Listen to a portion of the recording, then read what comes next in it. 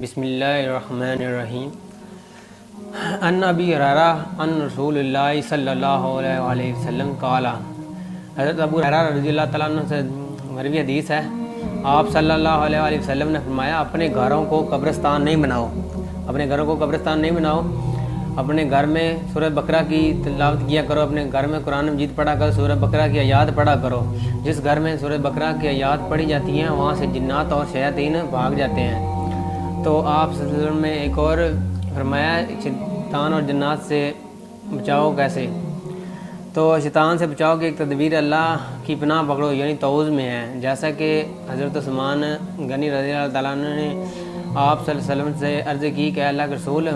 جب میں نماز پڑھتا ہوں تو شیطان جو ہے نا وہ میری نماز کے درمیان میں حائل ہو جاتا ہے اور مجھے وسوسے ڈالتا ہے، مطلب میری نماز کو خراب کرتا ہے۔ تو رسول اللہ صلی اللہ علیہ وسلم نے فرمایا ذالک الشیطان یقال لہ خنزیب فاذا حاسستہ فتعوذ باللہ منہ وتفل اعلی یسارک ثلاثا۔ آپ صلی اللہ علیہ وسلم نے فرمایا وہ خنزیب شیطان ہے جو تمہیں اس کا احساس ہو تو اس سے اللہ کی پناہ پکڑو، مطلب پناہ پکڑو، اپنی بائیں جانب 3 دفعہ تھوک دو، مطلب جب آپ کی نماز کے درمیان شیطان وسوسہ ڈالے تو اپنی 3 دفعہ اپنی بائیں جانب 3 دفعہ تھوک دیں۔ تو سیدنا عثمان غنی رضی اللہ تعالیٰ عنہ نے بالکل اس طرح ہی کیا اور وہ کہتے ہیں کہ مجھے اللہ تعالیٰ نے اس چیز سے ختم کر دیا۔ تو اس طرح ایک اور حدیث ہے سلمان صادر رضی اللہ تعالیٰ عنہ، وہ کہتے ہیں جنات کو بھگانے کے لیے اذان دی جائے، اگر کسی کے گھر میں شیاطین اور جنات کی شکایت ہے تو وہ اپنے گھر میں بار بار اذان دہرائیں، بار بار اپنے گھر میں اذان دیں۔ جس گھر میں اذان دی جاتی ہے وہاں سے جنات اور شیاطین اپنا ڈیرا اٹھا کے بھاگ جاتے ہیں۔ اس طرح ایک اور سیدنا ابو ہریرہ سے مروی حدیث ہے اذا نودی للصلاۃ، جب نماز کے لیے اذان دی جاتی ہے تو شیطان جو ہے نا اس قدر بھاگتا ہے، اتنی دور بھاگ جاتا ہے، اس کی ہوا نکل جاتی ہے اور وہ اتنی دور بھاگ جاتا ہے کہ وہ کہتا ہے کہ میری کان میں اذان کی آواز ہی نہ پڑے، وہ اتنی دور بھاگ جاتا ہے۔ جب اذان ختم ہو جاتی ہے تو تب وہ آ جاتا ہے، اور جب ہم نماز کی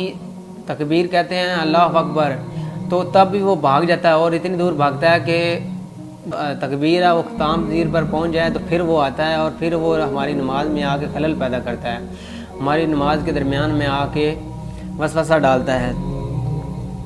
اور نماز کے دوران آ کے ایسے وسوسے ڈالتا ہے جو انسان کے ذہنوں اور خواب و خیال میں بھی نہیں کس طرح کا وسوسہ ڈالتا ہے، اور اس طرح انسان کی نماز میں کو خراب کرتا ہے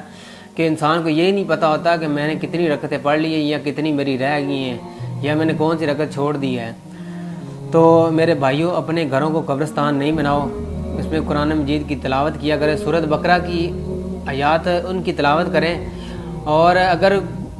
کسی انسان کو وسوسہ ہے یا مطلب جنات اور شیاطین کی شکایت ہے تو وہ اپنے گھر میں اذان بھی دے اور سورۃ بقرہ کی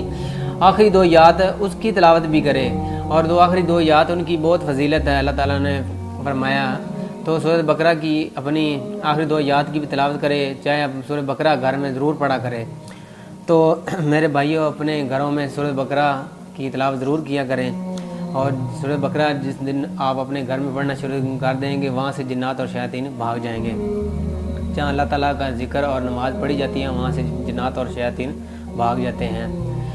اور میں آپ سب بہن بھائیوں کو یہی کہتا ہوں کہ اپنے گھروں میں قرآن مجید کی تلاوت کیا کریں، سورۃ بقرہ کی